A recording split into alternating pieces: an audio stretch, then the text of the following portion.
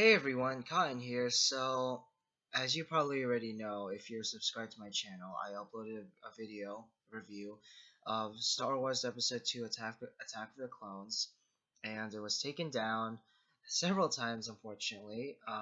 That's because Disney has been really getting on my nerves lately. So, this video is basically just going to be one kind of, hopefully not too long video of my thoughts on all the films leading up to Last Jedi. I will do an individual review of The Last Jedi after I post this, but I decided to just do a one long video of all the films because I've all these other videos I gotta do, like a review on the latest Netflix film Bright. I want to do a few top 10 videos on my best and worst of 2017, anticipated of 2018, and I have a lot to do for this channel, so I just want to get the Star Wars things out of the way.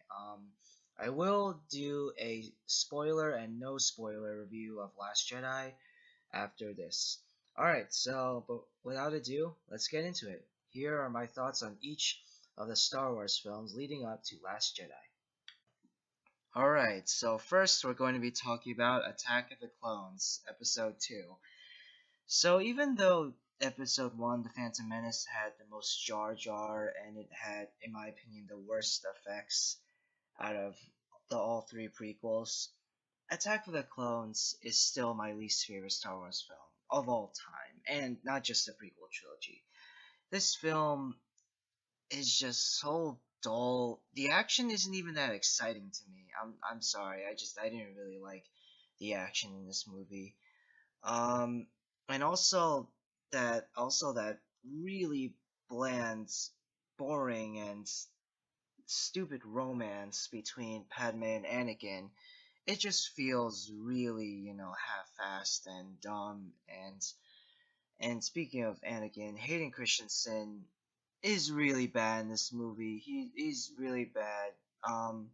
There's this one scene where Anakin finds his dead mother and then he proceeds to kill all the Tusken Raiders that killed her. That was a good scene, and that was literally the only moment where I actually felt some kind of believability from Hayden Christensen's performance. Besides that, he's really bad, but I don't necessarily completely blame him because everyone, not just in this movie, but in all the prequels, is really bad, giving really bland, unenthusiastic, um, just one just monotone performances. Um, yeah, so um, something else about this movie that I mentioned before, the action, it looks really bad. The CGI is terrible. It does look slightly better than Phantom Menace, but still, it's still really bad. There's also a lot of dumb moments in this movie that could have easily been fixed if someone had tapped George Lucas on the shoulder and said, "Hey, that's dumb." So yeah, I did not like this movie. Alright, so Star Wars Episode 3 Revenge of the Sith. Before Rogue One, this was actually my favorite Star Wars prequel. I was actually really excited to see this one when I was younger, mostly because of the PG-13 rating. I remember actually, when I was 10 years old, my mom sitting my sister and I down, and in sometime early afternoon, we all watched this film. And I was really excited, not just because I was a big fan of a Star Wars film, but also because this was PG-13. This was one of the first PG-13 films I had seen in my life, and I was really, really excited. And watching this film, I could tell that the most effort, I guess, for lack of a better word, I mean, I'm sure that effort was put into all three films, all three prequels, believe it or not, but this film definitely has the most care and effort put into it. For example, the battle in the beginning battle in the right in the beginning of this movie, the CGI is so much better. Throughout the film, the CGI is still kind of bad. You can tell that when characters are just walking and talking in front of a green screen, but overall, it does look a lot better. And also, and speaking of which, the fight with Count Dooku, it looks a lot better. The choreography is so much better than that really dumb fight in Attack of the Clones. And when Anakin kills Count Dooku, it's actually really surprising.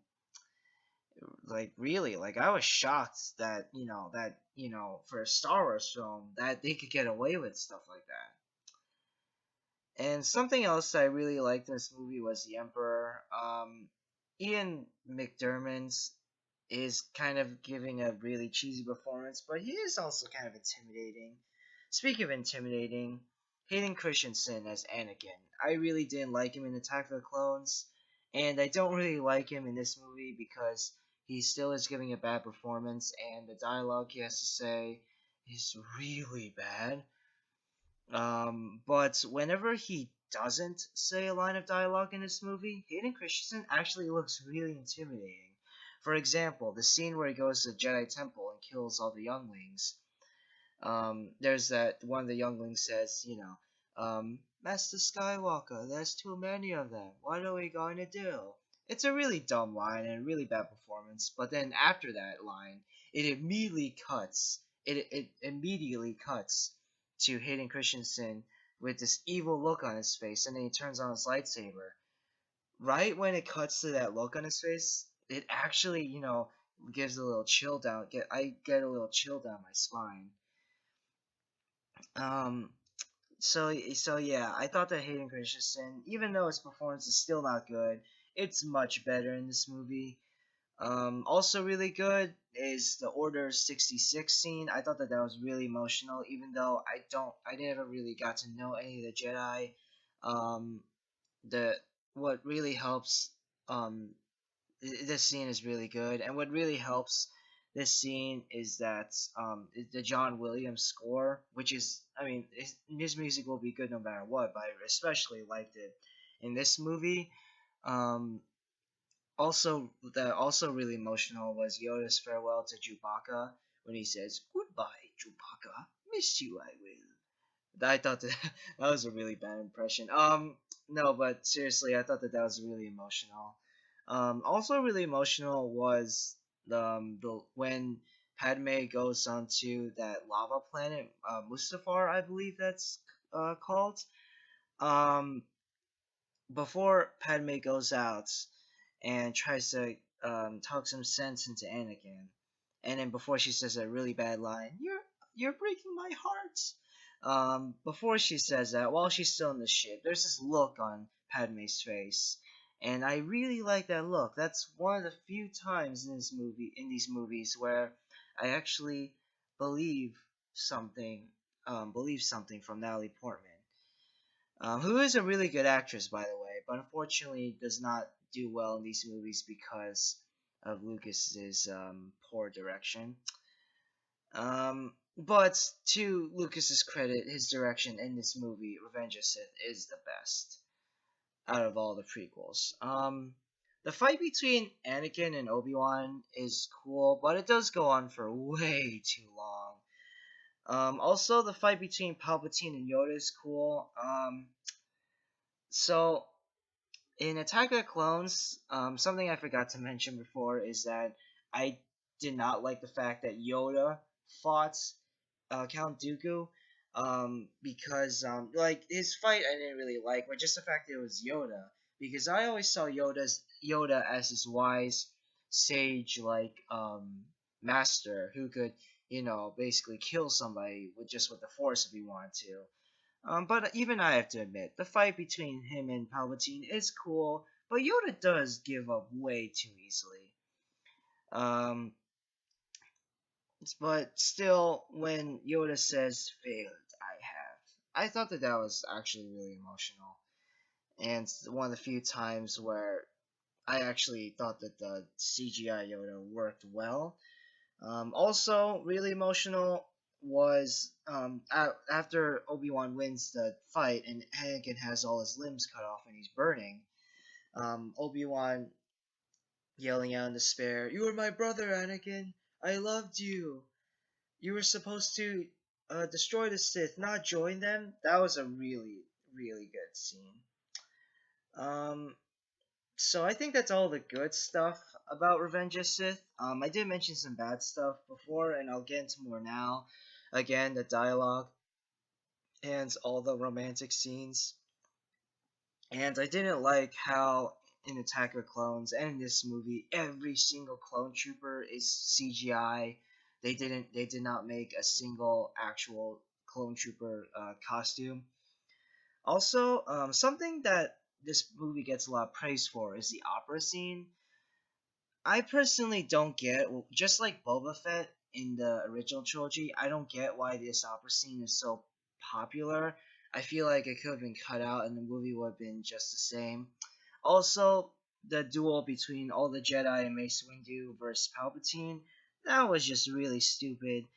How just there's like Palpatine are able to kill the other Jedi so quickly, and the choreography is really bad. And the moment where Mace Windu accidentally breaks the glass with his lightsaber, I thought even back then I was thinking, wow, that looks really fake. Um, the scene where Obi-Wan tells Padme that Anakin is evil and that he has killed younglings. Um, I thought that that was kind of dumb. Also, kind of dumb is at the end after Obi Wan has defeated Anakin. He's with Yoda and Bail Organa, and Yoda tells Obi Wan that he can talk to Qui Gon if he wants to. I didn't really think that that was necessary. Um, so so yeah, I thought that that was really unnecessary. Also, no, that moment where and the Emperor says in your to oh after Anakin becomes Darth Vader, when the Emperor says in your anger you killed her, and then Darth Vader's like, no, that was it's kind of funny, but it's also really sad because it makes a character that actually can be really intimidating and makes him look stupid. So this is, even though this movie has a lot of problems, this is still my favorite. Well, now my second favorite prequel out of all the prequel trilogy, and my favorite prequel, Rogue One, I'm about to talk about right now. So Rogue One, a Star Wars story. This is, I know this isn't technically a prequel, but I'm still going to label it as a prequel because it does take place before A New Hope. So this movie, it does have a lot of problems, but I still really enjoy this movie. There is a lot of good moments in this movie, which I'm about to talk about right now. Just straight off the bat, the "I rebel" line. I don't hate this line. It's just a bit awkward, and when I saw it in that first trailer, I was just like, eh. But I'm glad that they cut that out. There's some other stuff that they cut out that I wish was in the movie, but I'll get into that later. Um, K2SO, portrayed by Alan Tudyk, is awesome. I've been a fan of Alan Tudyk for a while now. You may know him from Firefly and Serenity, or from Wreck-It Ralph as King Candy. He was the Duke of Weselton or Weaselton in Frozen. Um, he's also in Dale and Tucker vs. Evil. I think that's what it's called. But he plays the droid K2SO in this movie, and I thought he was awesome. Everything technical, the cinematography, the production design, the sound design, the attention to detail on all the costumes and stuff, the visuals, everything technical in this movie is amazing. The score, I didn't really like the score that much, which is a shame because the composer for this film, Michael Giacchino, I think that's how you pronounce his last name. He's a really good composer, but I didn't really like his score that much. There is one track titled "Your Father Would Be Proud" that I thought was really good. Um, Also, in case you didn't know, Michael Giacchino wasn't going to be the original composer for this film. The original composer for this film was going to be Alexandre Desplat. I think that's how you pronounce his name. I don't know. Um, I'm a big fan of his as well, and I was actually kind of excited when I found out that he was going to do the score because I was wondering, what an Alexandra Desplat, whatever, score, Star Wars score would be like, but I guess we'll never find out. The entire second half of this movie, where they go on to the Empire's base and try to um, send the plans um, send the plans to the good guys. I thought that that was incredible. The scene where Darth Vader goes onto one of the rebel ships and just slaughters all those rebels. I thought that that was really really cool. Um, the characters, you do get to know them and they are interesting. You don't really, but unfortunately, you don't really care about them that much. But I'll get into that later. Um, and also the last good thing is that I like how the movie ends right right when the first Star Wars film starts. All right, so let's get into, unfortunately, the bad things about this movie. Um, so in the beginning, director Krennic is landing onto this planet to arrest Galen Erso, and his ships he parks so far away, and I'm just like, why? You could have parked right in front of their house. You can't do that. I don't know. Is it to make him look more intimidating when he's walking through the grass towards Galen? I don't know. The character of Jyn Erso, Felicity Jones, she does a good job, but for some reason, this is weird, but she never seems like fully invested in whatever scene she is in. She does give a good performance, and she is an amazing actress, but I just never really felt like she was fully invested in this story, which is which was really surprising because I think that I heard that she was really excited when she got the role. Um, and also the character of Jyn Erso is too similar to Rey. The only difference is that, well, before Last Jedi came out, we actually knew who Jyn Erso's parents were and what happened to them. Speaking of which, a lot of the characters, but like I said before, they are entertaining, but they are very weak and aren't given much backstory. And not having a lot of backstory is fine, but you need to replace that with um really we need you need to replace, if you have a character with no backstory, you need to replace that with good personality. And I just didn't feel like these characters had really good personalities that we could really care about, especially Bodhi. And it's a shame because Bodhi is portrayed by Riz Ahmed, and Riz Ahmed is a fantastic actor, especially in stuff like Nightcrawler and the HBO miniseries The Night of. And I just felt like Riz was wasted in this movie.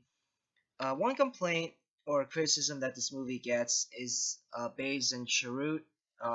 One complaint is them not really knowing each other, and yet we're expected to care about these people.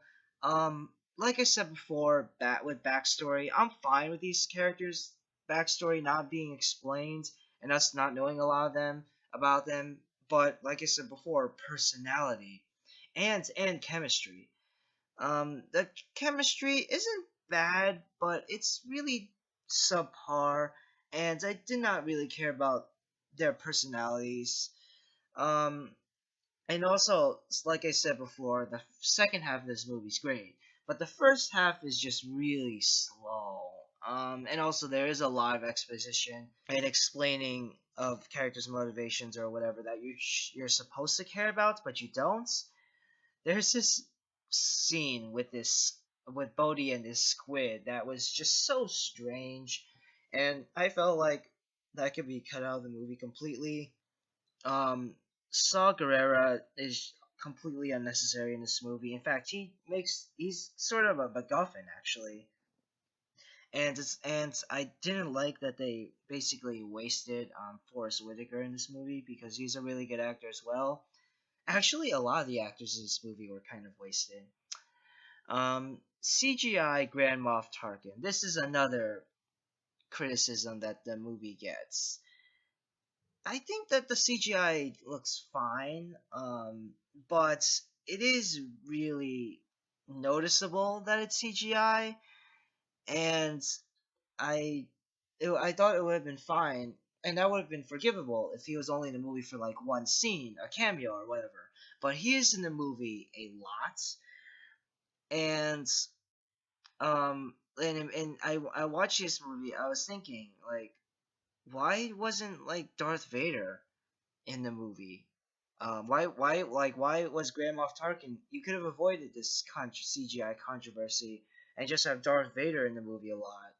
But I'll give them credit that for having Darth Vader in the movie so little. Because James Earl Jones's voice does sound really tired. In fact, watching the movie, I thought that his voice sounded more like Christopher Lee, Count Dooku, than James Earl Jones. I don't know. I hope James Earl Jones is doing okay though. There's also a moment towards the end where Jyn Erso lunges towards an unconscious Krennic, where she basically, well, this is right after she sends up the death plans, and Krennic confronts her, and he's like, "Who are you?" And then she tells him who he is, and then Cassian surprises uh, Krennic from behind and shoots him unconscious with a blaster, and then Cassian and Jyn are hugging, and then Jyn tries to lunge towards Krennic, and Cassian's like, no, no, no, no, it's not worth it. I don't know. I just felt like that moment wasn't really earned. I get it, we're supposed to really hate Krennic, but I actually kind of felt bad for Krennic, especially at the end where Tarkin says, orders for the Death Star to shoot one of their laser beams into the Empire base, and I really like that moment where he's like, "You may fire when ready." And when Krennic looks up and sees that the Death Star is about to destroy the Empire's base, I actually felt kind of bad for him. I know we're supposed to like really dislike him, but I unfortunately didn't. Also, CGI Leia, yeah, it's bad. When I first saw the movie in theaters, I thought, oh wow, I like the context of the scene where Leia says hope, but the CGI, it's pretty bad. Yeah, I just so and overall throughout the whole movie, especially in that first act, the reshoots, they are kind of obvious. You can tell that a certain scene or was taken out or something was inserted in at last minute. And there were a lot of clips from the trailer that looked so cool and that I wish were in the movie. Besides the "I Rebel" line, I'm glad that that wasn't in the movie, but other stuff I wish was in the movie. But overall, I still really liked it, and I would recommend it to anyone who hasn't seen it yet. I believe it's on Netflix right now, so yeah. Alright, so Star Wars, the movie that started it all. Before I get into this movie, let me just say, Han definitely shot first. Greedo did not shoot first. It was definitely Han. So, I think in my Phantom Menace review, I might have said that I'd seen that movie first.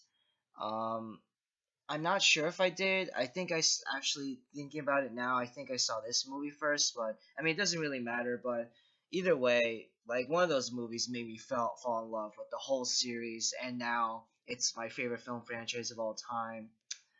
What I really like about this movie is that right from the opening, you're in the middle of this battle, and you're wondering what is going on. And from the opening, instead of following any of the human characters, you follow the droids. And I thought that that was really interesting. How you right from the opening, you there's all this stuff happening, and you don't find out until later what is going on. The effects still really hold up today, and I believe this film won like 7 Oscars or something like that. I thought that each Oscar was definitely like totally deserved. Everything technical in this movie, the editing, cinematography, the costumes, production, visuals, all that stuff is great. Um, so as I said before, it was nice how we follow right from the beginning of the movie R2D2 and C3PO. And then later we don't see Luke until much later. Now Luke being a brat in the beginning is fine by me because he does change and grow up as a character by the end of the film. Um, but I can understand why it would annoy some people today.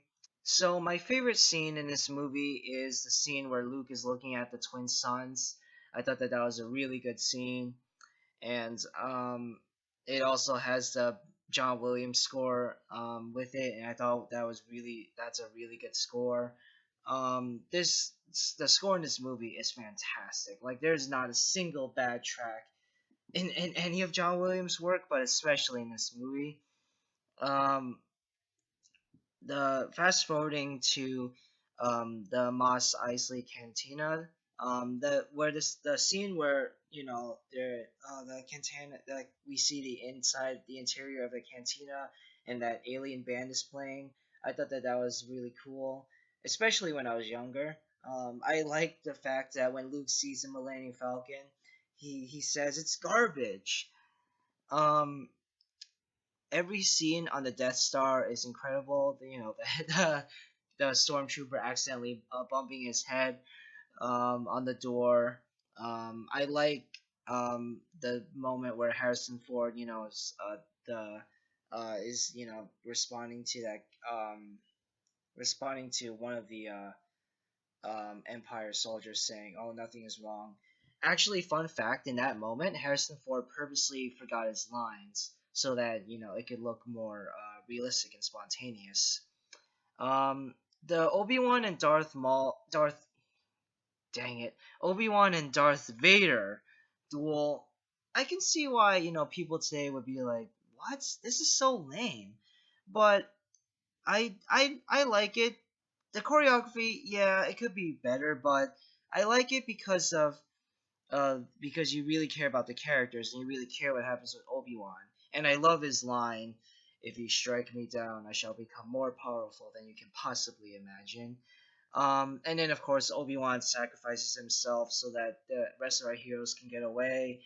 And I like how right after Obi-Wan dies, we're immediately go into this space battle between the Millennium Falcon and the TIE Fighters.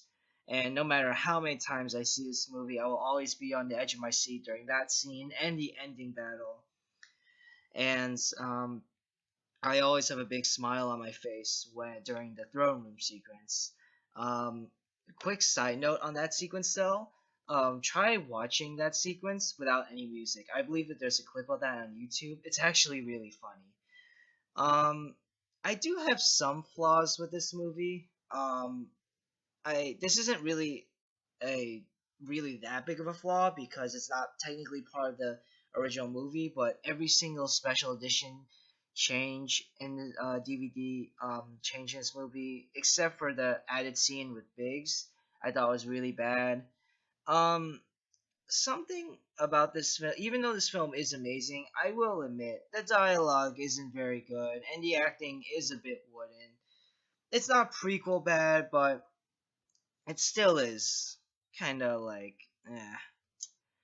I don't know, but still, there are way more good things in this movie than bad, and I will always love this movie, even if sometimes the dialogue isn't that great.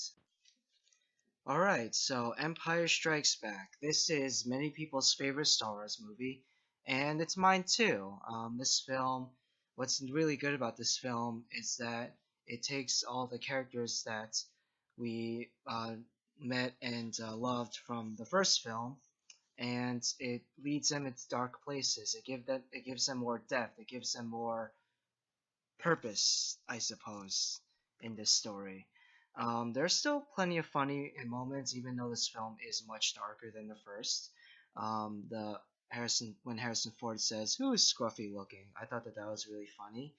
And of course, just like almost all the other Star Wars films, everything technical in this movie is amazing. The cinematography, editing, production design, the visuals, all of it is great. And in my opinion, this movie has the best score out of all the Star Wars films, especially the Imperial March track. I thought that that was really good. And just like how all the characters grow in this movie, so does the world. The world feels much bigger and grander, and it feels more like a universe in this movie. Um, the Battle of Hoth, that's a really good battle.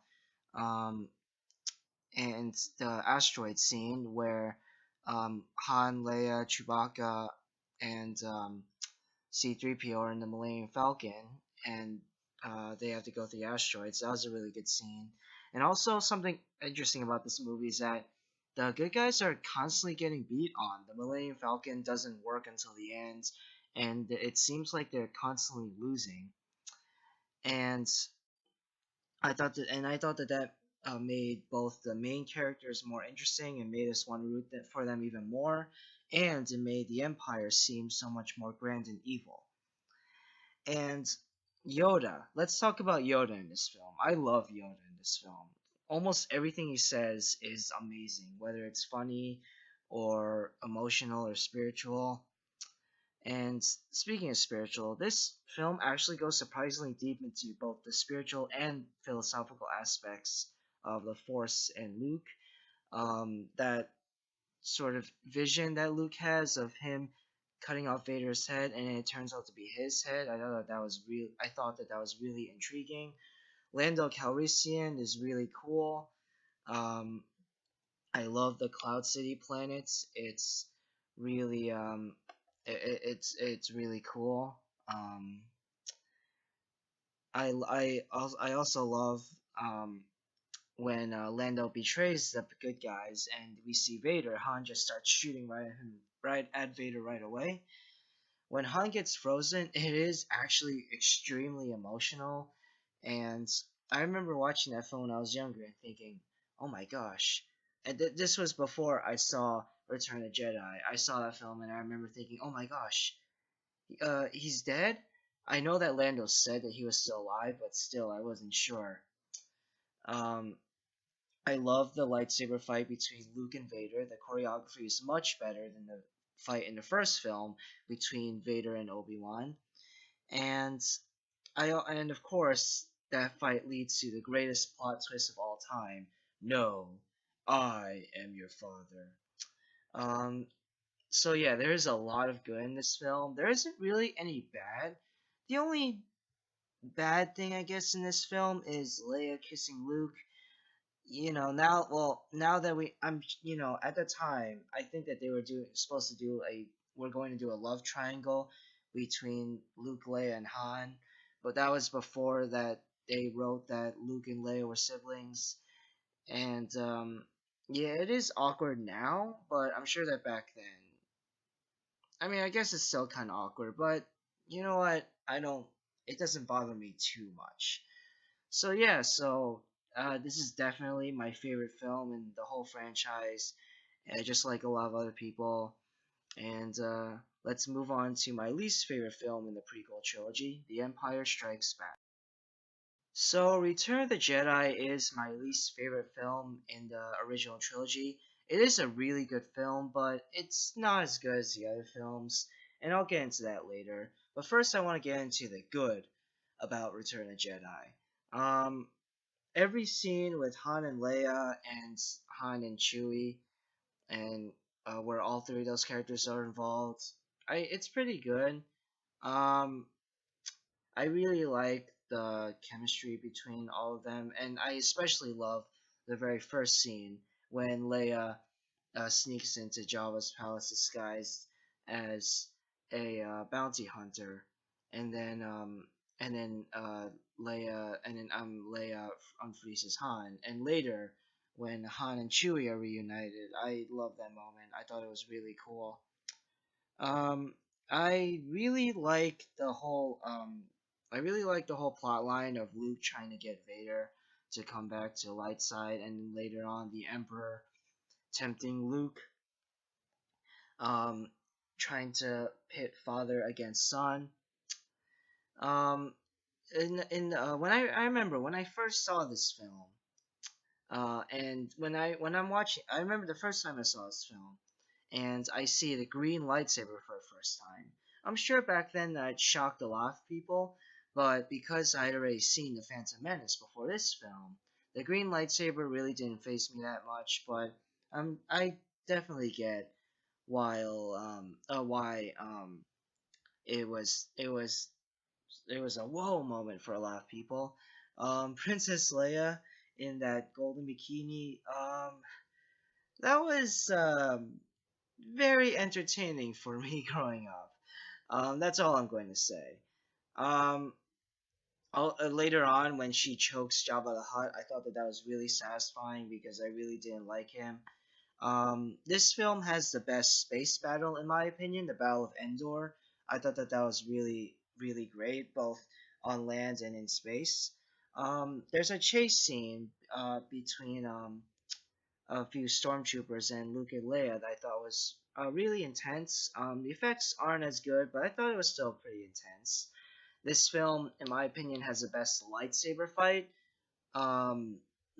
Emotional wise, not choreography wise.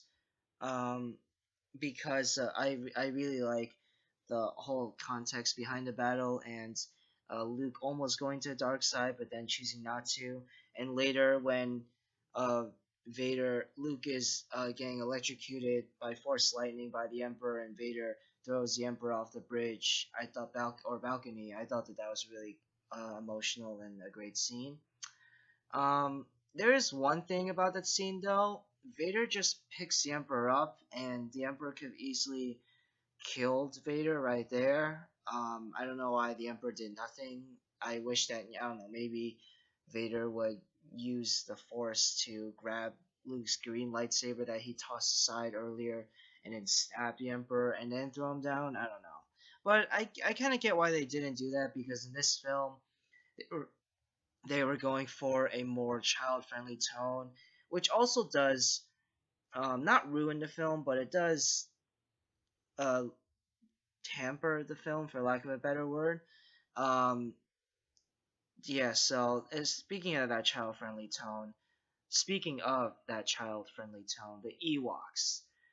Um, I don't really, I don't like them. I don't hate them. I know there are a lot of people that hate them. I don't. Um, but they aren't necessary. The scene where the Ewoks are about to burn our heroes alive, I didn't care because I knew that they were going to live, and that this is during the scene where Luke makes the Ewoks think that C-3PO is a god by making him float.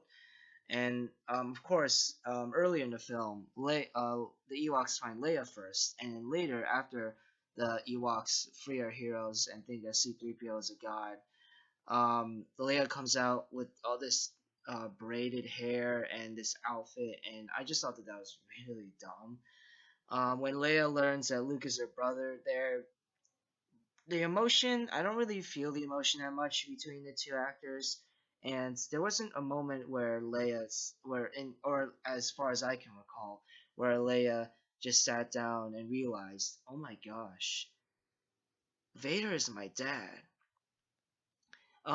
Another annoying thing in this film is C-3PO and Salicious Crumb. I don't really like either one of them in this film. I don't know. I just don't really like them.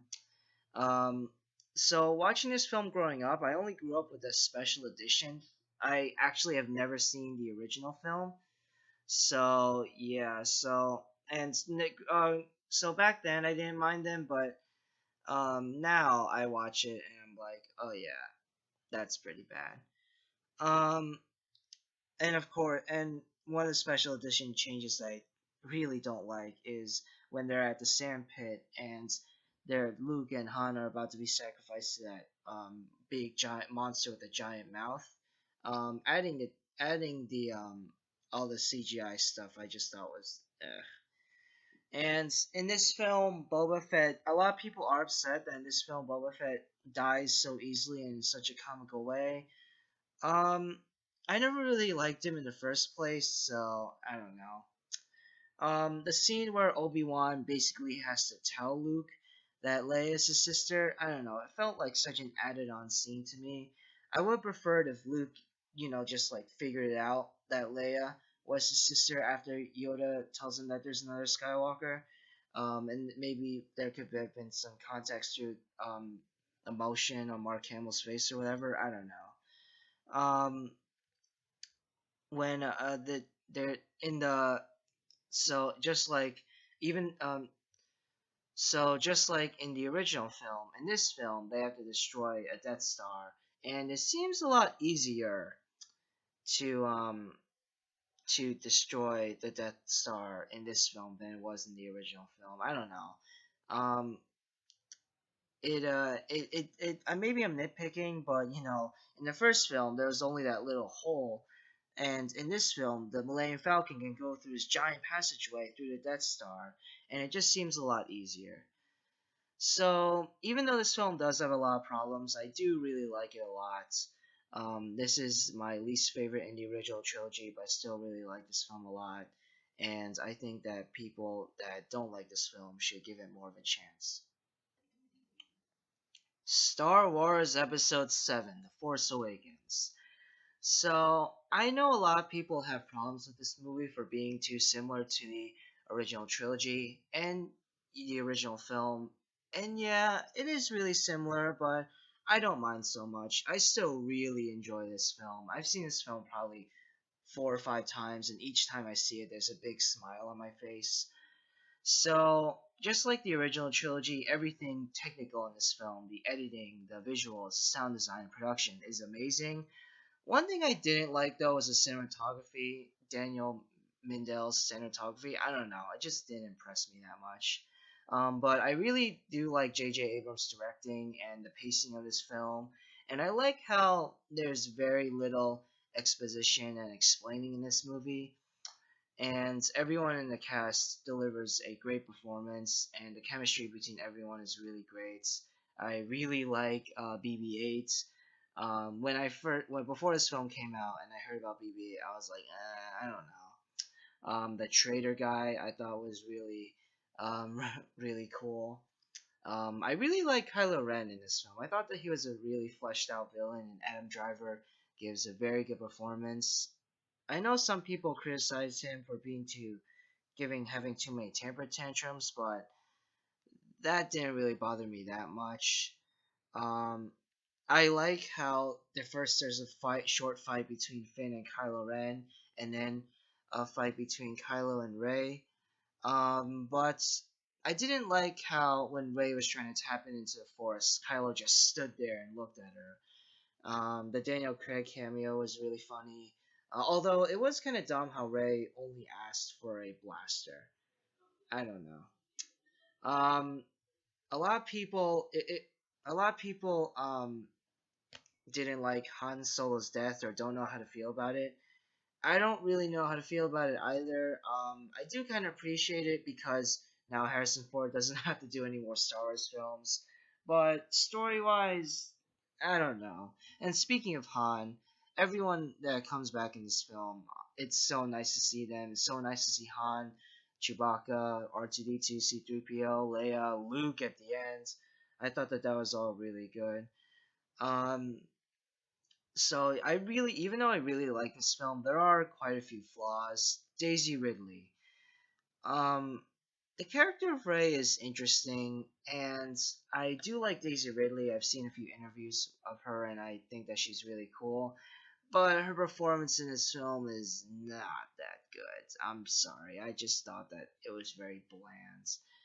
And the only moment where I actually believed her performance was when she screams "No" when Han dies. I thought that it wasn't an obnoxious no like in Revenge of the Sith, and I actually thought that I believed the rage and um, emotion on her face.